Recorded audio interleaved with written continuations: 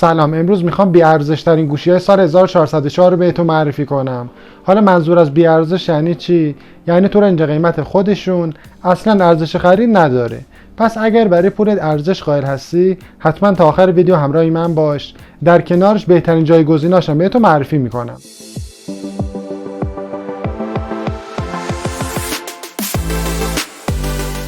خب میریم سراغ معرفی اولین گوشی بی ارزش بازار که مربوط میشه به پوکو X7 که تو رنج قیمت 26 تومن فی میخوره. یه سری عیبای بزرگ داره که زیاد قابل چشم پوشی نیست.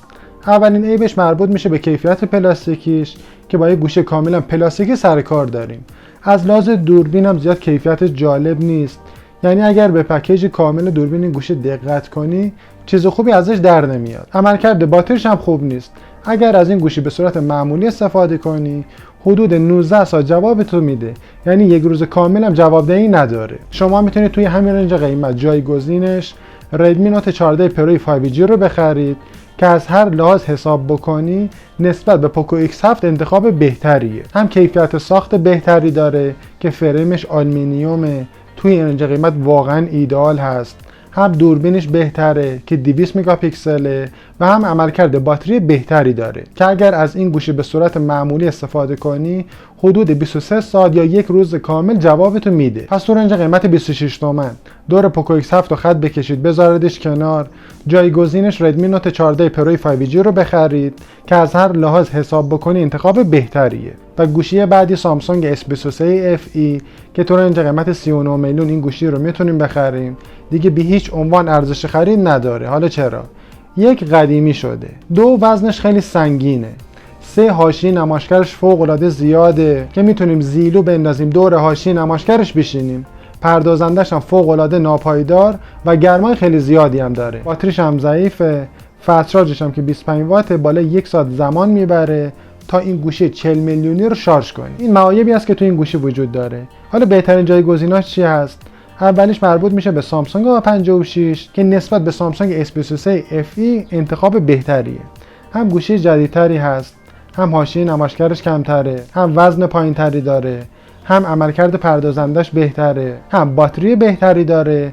از لحاظ فست شارژ هم که نسبت به اون یه لول قوی تره. این گوشی 45 وات ولی سامسونگ S23 FE 25 وات. یا میتونیم جایگزینش با هزینه بیشتر 2 الی 3 تومن بیشتر سامسونگ S24 FE رو بخریم که از هر لحاظ حساب بکنی نسبت به سامسونگ S23 FE ارزش خرید بیشتری داره. یا حتی اگر نخواستی سامسونگ بخری میتونی شیائومی 14T رو بخری.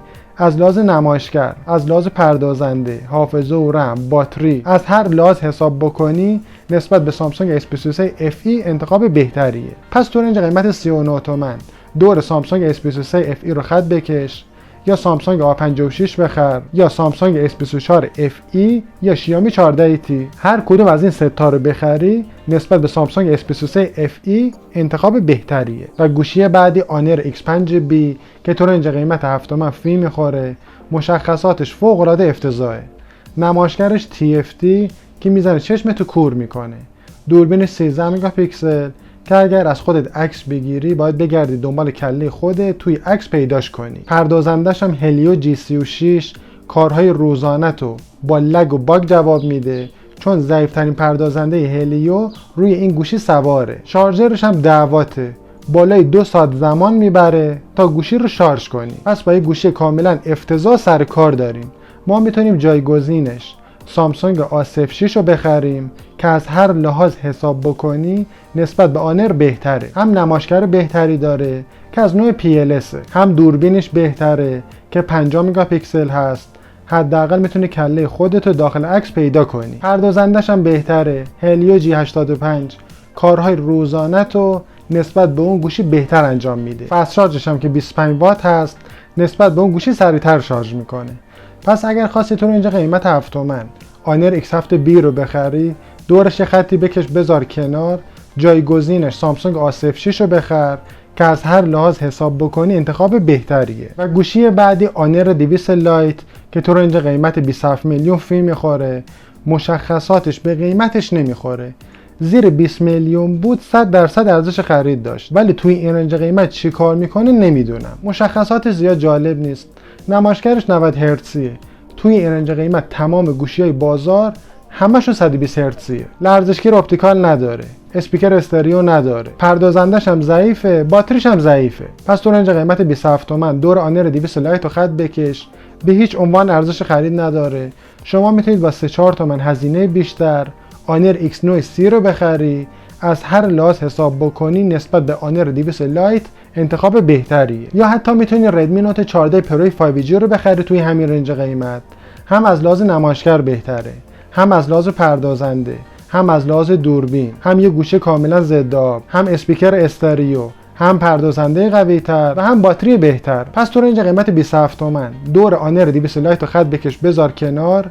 اگر آنر بازی با 2-3 تومن هزینه بیشتر آنر X9 C بخر و اگر برند گوشی برات مهم نیست برو ردمی نوت 14 پرو 5G رو بخر، حالشو ببر. و گوشی بعدی آنر X7B که تو رنج قیمت 15 تومن فی میخوره.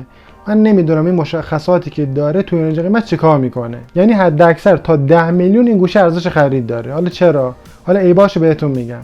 نمایشگرش TFT است. حساب بکن 15 تومن بابت گوشی میدی که تکنولوژی نمایشگر تو پایین ترین حالت ممکنه. لرزشگیر اپتیکال هم نداره.